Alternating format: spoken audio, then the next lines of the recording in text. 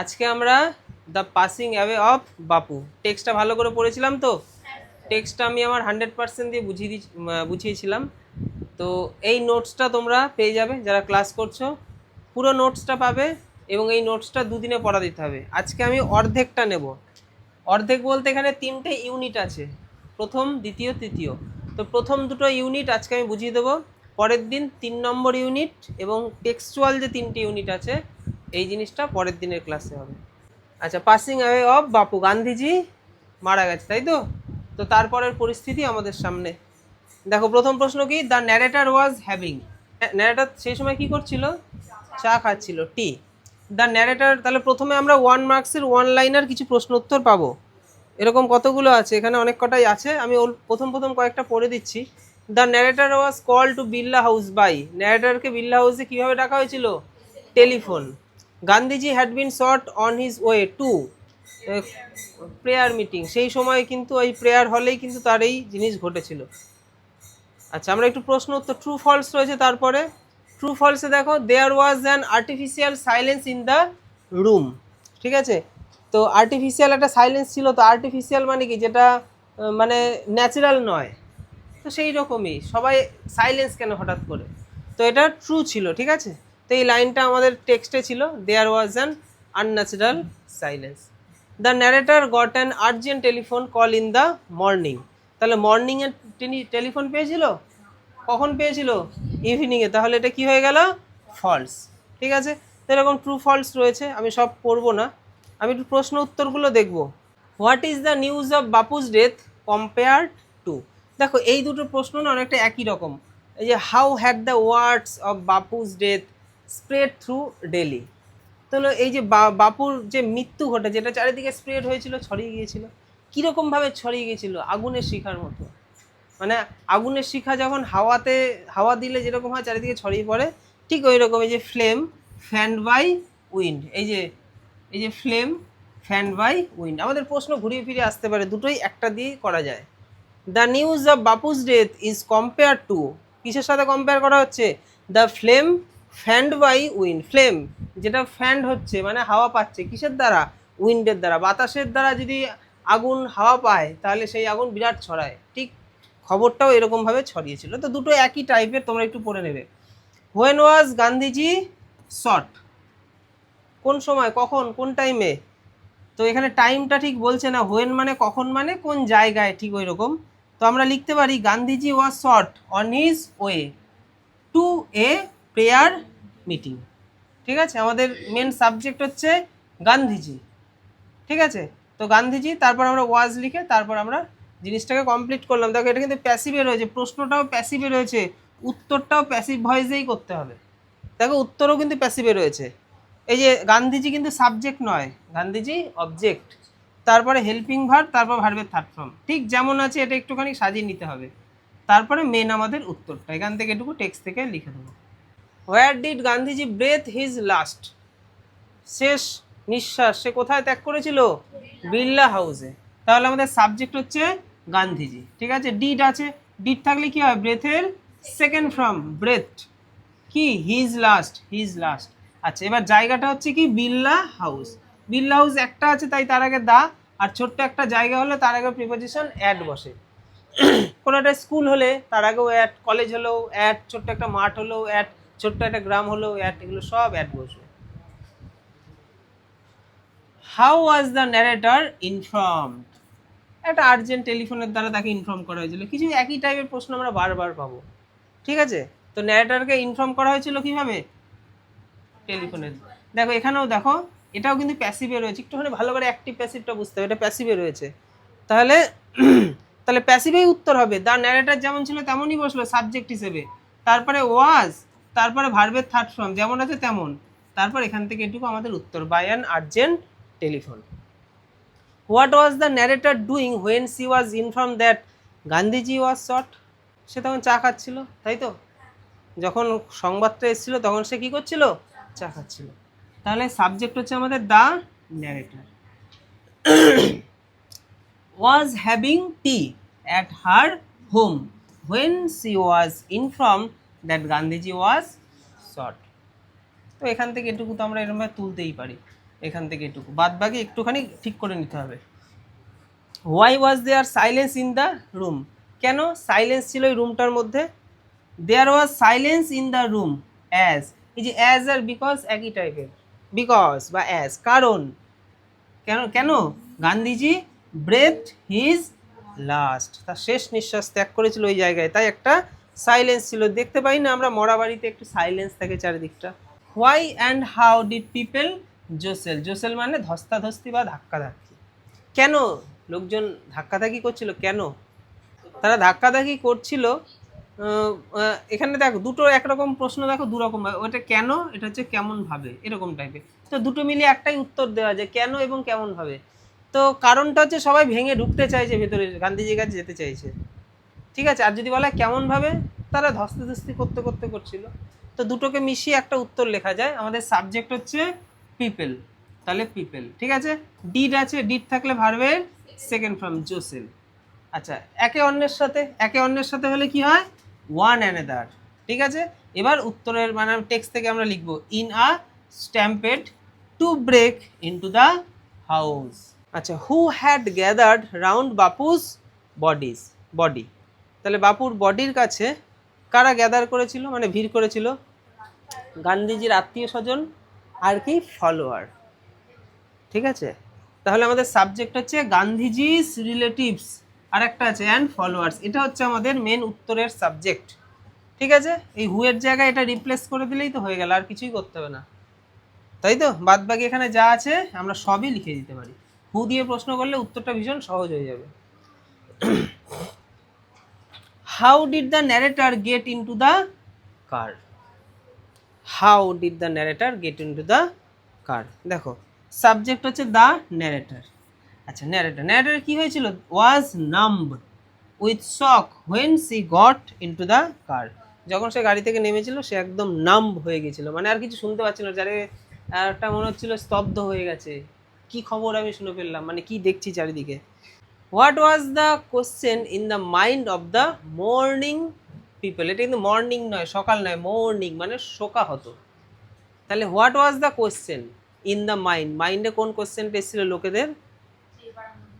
এবার আমাদের কি হবে? সবাই নিজেদেরকে নিয়েই ভাবে, আর নিজের যদি তোর প্রিয় লোকটা মারা গেলে তুই তার জন্য দুঃখ পাস না, তুই তোর জন্য দুঃখ পাস, আমার কি হবে, তাই না? ছেলে মারা গেল, মা দুঃখ পাচ্ছে, আমার কি হবে। মানে এই পৃথিবীর সব থেকে আপন হচ্ছে বাবা আর মা, তার থেকে আপন আর এই পৃথিবীতে কেউ নেই, ফার্স্ট আপন হচ্ছে এরা, এরাও কিন্তু কাঁদে আমার কি হবে, ঠিক আছে। বিষয়টা হচ্ছে অদ্ভুত। সবাই মানে এই পৃথিবীতে যদি নিঃস্বার্থ ভালোবাসার কথা বলি, সেটা একমাত্র বাবা আর মা, এবং এদের মধ্যে যদি এক নম্বর হয়, এক নম্বর কে, সেটা হচ্ছে মা। বাবার দায়িত্ব হচ্ছে বাচ্চা জন্ম দেওয়া, তারপরে বাবার কোনো দায়িত্ব নেই, বাকিটা পুরোটাই মা। দেখবি আশেপাশে পশু পাখি, কুকুর বিড়াল গরু ছাগল যাই দেখতে পারবি, বাবার দায়িত্ব শেষ, বাবা নেই, মাকে কিন্তু বাচ্চাটাকে নিয়ে ইয়ে করতে হয়। তো সেই মাটাও, নেগেটিভ সেন্সে নিবি না, এটা ভালো কথা বলছি, সেই মাটাও কিন্তু লাস্ট টাইমে কাঁদছে আমার কি হবে, এই হচ্ছে ব্যাপার। যাই হোক, তো what was the question in the mind of the morning people. আচ্ছা, তাহলে what would become of them then that Bapu had left them, তো এইটা হচ্ছে আমাদের সাবজেক্ট হিসেবে আমরা নিতে পারি, এবং এটাই হচ্ছে আমাদের উত্তর। Was the question in the mind of the morning people, তাহলে ওদের মাইন্ডে এই জিনিসটা এসেছিলো, যেটা আমাদের টেক্সটে আমরা পেয়ে যাবো পুরোটা। Why did the people come are little, কিছুক্ষণের জন্য সবাই কেন কাম ছিল, মানে শান্ত ছিল। সাবজেক্ট হচ্ছে আমাদের দ্য পিপল, ডিড আছে, ডিড থাকলে কামের সেকেন্ড ফর্ম কামড। আচ্ছা, আ লিটিল, আচ্ছা বিকজ, হোয়াই দিয়ে প্রশ্ন হলে আমরা বিকজ অথবা অ্যাজ দিয়ে উত্তর করতে পারি। বিকজ দিয়ে উত্তর করছি, এখান থেকে এটুকু আমরা টেক্সট থেকে পাবো। It was announce that they would be allowed to see Gandhiji before the funeral, মানে শেষ কার্য হওয়ার আগে সবাই গান্ধীজিকে দেখতে পাবে, মানে হট করে গান্ধীজিকে গাড়িবন্দি করে নিয়ে গিয়ে শ্মশানে পুড়িয়ে দেওয়া হবে এমনটা নয়, সবাই দেখতে পাবে। আচ্ছা, why could not the people speak in the beginning, শুরুতে কেন মানুষজন কথা বলেনি, কেন? কারা সব চমকে গেছে হঠাৎ করে, ভাবাই যায় না, মরে গেল। হতে পারে হয়তো খাবি খাচ্ছে, ওয়ার্ডটা ইউজ করা আমাদের উচিত নয় যেহেতু গান্ধীজি, যে মরেনি এখনো, এটা হতে পারে। হট করে যখন চলে যায় কেউ আমাদের সামনে থেকে প্রিয় মানুষটা, তখন সবাই স্টান্ড হয়ে যায়। তাহলে দ্য পিপল সাবজেক্ট হলো। আচ্ছা, could not speak in the beginning, তাহলে could not speak in the beginning, এখানে কোনো কিছুই পরিবর্তন হবে না, কারণ হচ্ছে মোডাল ভার্বটা এসে সব কিছু ধ্বংস করে দিয়েছে। ও বলছে আমি থাকলে কেউ কোনো রকম ফর্মে যাবেই না, একই ফর্ম থাকবে। তাহলে could not speak in the beginning, এটুকু আমরা প্রশ্ন থেকেই পেলাম। হোয়াই দিয়ে প্রশ্ন আছে, আমরা বিকজ অথবা অ্যাজ দিয়ে উত্তর করতে পারি। অ্যাজ দে ওয়ার স্টান্ড, তারা হয়ে গেছিলো স্টান্ড। দেখো স্টান্ড এটা হচ্ছে ভার্ব, তো ভার্বে এটা থার্ড ফর্ম হলে আমাকে তার আগে একটু ওয়ার বসিয়ে প্যাসিভ করে নিতে হবে, কারণ তারা কাউকে স্টান করেনি, তারা নিজেরা স্টান হয়ে গেছে। এখানে দে হচ্ছে সাবজেক্ট নয়, দে হচ্ছে অবজেক্ট। তাদেরকে স্টান অন্য কেউ করেছে, অন্য কেউ বা অন্য কিছু, সেটা কি ওই মৃত্যু সংবাদটা। তাহলে মৃত্যু সংবাদটা হচ্ছে এখানে সাবজেক্ট, যেটা এখানে উজ্জ রয়েছে। দেখো unit 2তেও walking with Bapu had a special meaning, বাপুর সাথে হাঁটাটা একটা স্পেশাল মিনিং। আচ্ছা, the person who propose to walk for all of Gandhiji's followers, তাই এই যে ওই ঘোষণা কে করেছিল, কি এটা মিসেস নাইডু। আচ্ছা, বাপু lay on a open truck, খোলা ট্রাকের মধ্যে। তখনকার দিনে কাচের এইরকম ধরনের গাড়ি ছিল না, এখন যেরকম চলে আসে পৌরসভা থেকে, তাই না? খোলা ট্রাক হলেও কিন্তু দেখা যাবে না, তাও খুলে রাখতে হবে। Everyone was wanting to touch Gandhiji's feet, সবাই গান্ধীজির পাটাই তো ছুতে চাইছিল।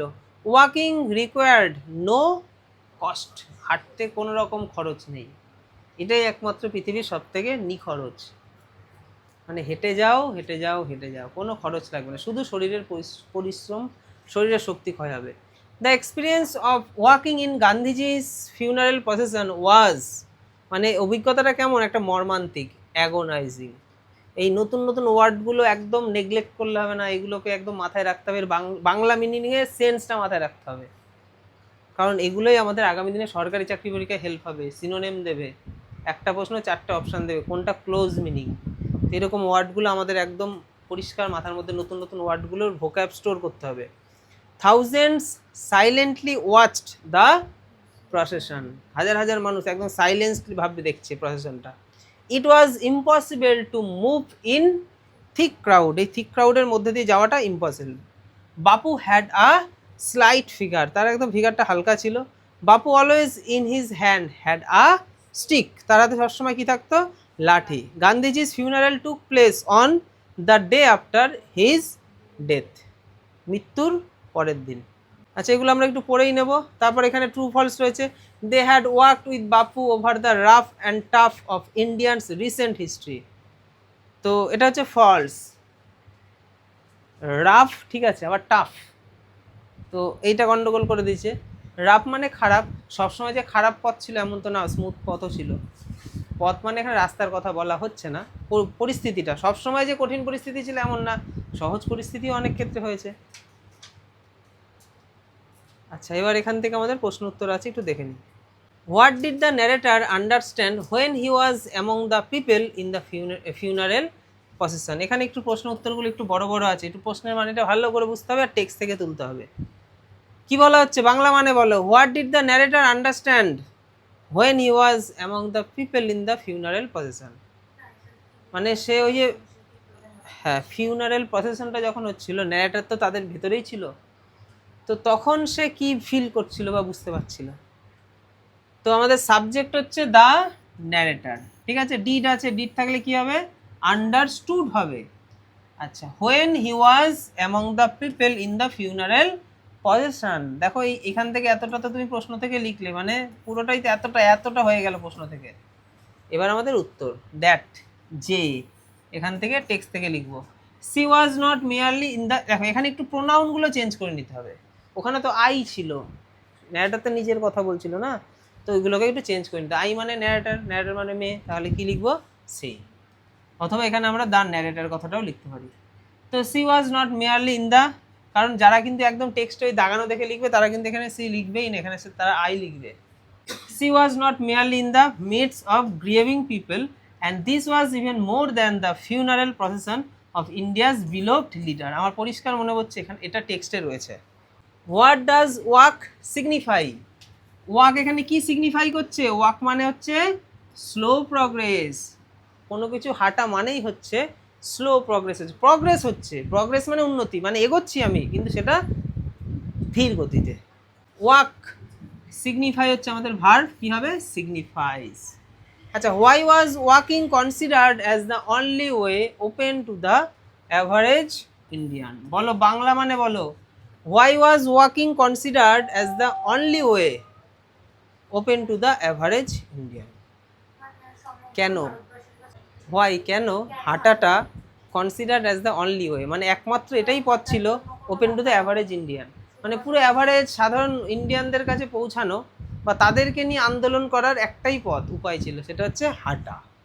আমি যদি গাড়ি নিয়ে বেরোই, আমি তো বেশি জনকে গাড়িতে নিতে পারবো না, আমার আন্দোলন আমাকে হাঁটা পথেই করতে হবে। যত আন্দোলন আমরা দেখতে পাই এখন, নিউজ চ্যানেলেও দেখতে পাই, নেতা মন্ত্রী সবাই আন্দোলনে, সবাই কিন্তু সবাই হেঁটে যায়, তাই না?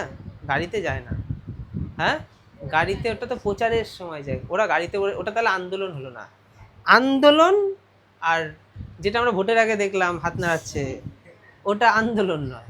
তো walking was considered as the only way open to the average Indian as it required no vehicle. দেখো এখান থেকে আমাদের মেন উত্তরটা শুরু হচ্ছে, ঠিক আছে? এটা তো আমাদের প্রশ্নের থেকে আমরা লিখলাম, তাই তো? এখান থেকে মেন উত্তর, কারণ হোয়াই ছিল না, তাই বিকজ অথবা অ্যাজ। কারণ ইট রিকোয়ার্ড নো ভেহিকেল, এটা কোনো ভেহিকেল প্রয়োজন হয় না, এক্সেপ্ট হিজ ওন বডি, তার নিজের বডিটাই হচ্ছে ভেহিকেল, নিজের বডি ছাড়া আর কোনো যানবাহন দরকার হয় না। And cost him nothing but his energy, মানে তার এনার্জি ছাড়া আর অন্য কিছু কস্ট লাগে না, এনার্জিটাই হচ্ছে ওখানে খরচ হয়। হাউ ওয়াজ দ্য, এটা আমরা টেক্সটে পেয়েছি, এগুলো সব টেক্সটে আছে, পরিচিত লাগছে না সবার? একটু বাড়িতে যখন নোটসটা পাবো আমরা এগুলো টেক্সটের লাইনগুলো একটু দেখে নেবো, এটা দরকার আন্ডারলাইন করে রাখবো যে কোথা থেকে প্রশ্ন হচ্ছে, কীভাবে উত্তরগুলো তৈরি হচ্ছে, এইগুলোই দেখে রাখা আমাদের কাজ। How was the walk described? এখানে ওয়াকটা কীভাবে ডেসক্রাইব করা হয়েছে? দেখো এখানে হাঁটাটা কেমন ছিল? অ্যাগোনাইজিং ওয়াক, তাহলে it was an agonising walk, the walk was described as agonising. Agonising ওয়ার্ডটার মধ্যে দিয়ে ওয়াক কথাটাকে এখানে বলা হয়েছে। Who was Padmasi and what did she proclaim or announce? তাহলে প্রোক্লেম মানে হচ্ছে ঘোষণা করা, বলা যে পদ্মশ্রীটা কে এবং তার ঘোষণাটা কি ছিল। তাহলে পদ্মাসী, হু দিয়ে প্রশ্ন হয়েছে না, তাহলে তো সহজ হয়ে গেল, আমরা উত্তর লিখে দেবো। উত্তরটা হচ্ছে, তো এখানে হু দিয়ে এরমভাবে উত্তর লিখলে হবে না, তাহলে পদ্মাসী ওয়াজ মিসেস নাইডুস ডটার, তাই তো? অ্যান্ড সি প্রোক্লেমড দ্যাট, এবং তিনি ঘোষণা করেছিলেন যে, তার ঘোষণাটা হচ্ছে এটা, টেক্সট থেকে লিখে দেবো, they would walk and it was the last time they would be walking with Bapu, যে তারা হাঁটবে এবং এটাই হচ্ছে শেষ হাঁটা বাপুর সাথে, বাপুর সাথে এরপর আর হাঁটা হবে না। আমরা টেক্সট থেকে যখন লিখবো বারবার বলা হচ্ছে, তোমরা যারা অনলাইন ক্লাস করছো, অফলাইন ক্লাস করছো, প্রোনাউনগুলোর দিকে ভালো করে মন দেবে, প্রোনাউন কিন্তু চেঞ্জ হবে, এখানেও একটা প্রোনাউন আছে, এখানেও প্রোনাউন রয়েছে। Why it was impossible in the funeral procession of Gandhiji to move? কেন ইম্পসিবল ছিল কেন ওই এগিয়ে যাওয়াটা? কারণ থিক ক্রাউড, মানে বিশাল ভিড় ছিল, কি করে এগোবে? দেখো it was impossible in the funeral procession of Gandhiji's to move, দেখো এতটা লিখবে না, কত বড় লাগছে, তাই না? এবার হোয়াই দিয়ে প্রশ্ন ছিল, অ্যাজ অথবা কি বলে, because there was a thick crowd, সেখানে ছিল একটা থিক ক্রাউড। ইউনিট 3 থেকে পরের দিন শুরু হবে, ঠিক আছে? ইউনিট 3 থেকে পরের দিন শুরু হবে, পুরো নোটসটা তোমরা পেয়ে যাবে, নিজেরা বাড়িতে একবার রিড করবে, কোথাও বুঝতে না পারলে বলবে, ঠিক আছে? এটাই আমাদের টেক্সটের শেষ ক্লাস, মানে এটা বলতে আজকে নয়, পরের দিনের ক্লাসটা, ঠিক আছে? তারপরের থেকে আমরা সেকেন্ড ইউনিটের সেট করব, ঠিক আছে? আপাতত আর কিছু করব না, যতদিন না সেকেন্ড ইউনিট হচ্ছে, সেকেন্ড ইউনিটে শুধু সেট করব। সেকেন্ড ইউনিটটা হয়ে গেলে তারপর আমরা মাধ্যমিকের বিভিন্ন জিনিস টেনে বার করব, কারণ আমাদের টেক্সট কমপ্লিট হয়ে গেল, সপ্তাহে একদিন আলাদা করে গ্রামার হচ্ছে, রাইটিংও হচ্ছে, এখন আমরা প্রিভিয়াস ইয়ার কিছু গ্রামার টেনে বার করব, ঠিক আছে? প্রিভিয়াস ইয়ার জিনিস নিয়ে ঘাটাঘাটি হবে, সেটা হচ্ছে সেকেন্ড ইউনিটের পরে, ঠিক আছে? টেস্ট পেপার বাছাই করা, বিভিন্ন প্রশ্ন উত্তর, বিভিন্ন সিন আনসিন, বিভিন্ন গ্রামার, বিভিন্ন রাইটিং, ঠিক আছে? তো আগামী ক্লাসের পর আমরা শুধুমাত্র সেকেন্ড ইউনিটে সেট করব, যতদিন না সেকেন্ড ইউনিট টেস্ট হচ্ছে। ঠিক আছে? আর একটা তোমাদের জেরক্স দেওয়া হবে রাইটিংয়ের, মাধ্যমিকের জন্য ইম্পর্ট্যান্ট একটা রাইটিংয়ের আমি সাজেশান নোটস, মানে সাজেশান বলতে প্রশ্ন উত্তর সমেতই থাকবে, পরপর ওটা কন্টিনিউ পড়া দিয়ে যেতে হবে মাধ্যমিক পর্যন্ত। ঠিক আছে? মানে অনেক কটাই থাকবে। এমনি তো আমরা শিখছি লেখা যাকে বলে, আর ওটাও আমাদেরকে করতে হবে। ঠিক আছে? তো গুছিয়ে পড়াশোনা হচ্ছে, কোথাও সমস্যা হলে জানিও। ঠিক আছে? আজকের ক্লাস সবার ভালো লেগেছে?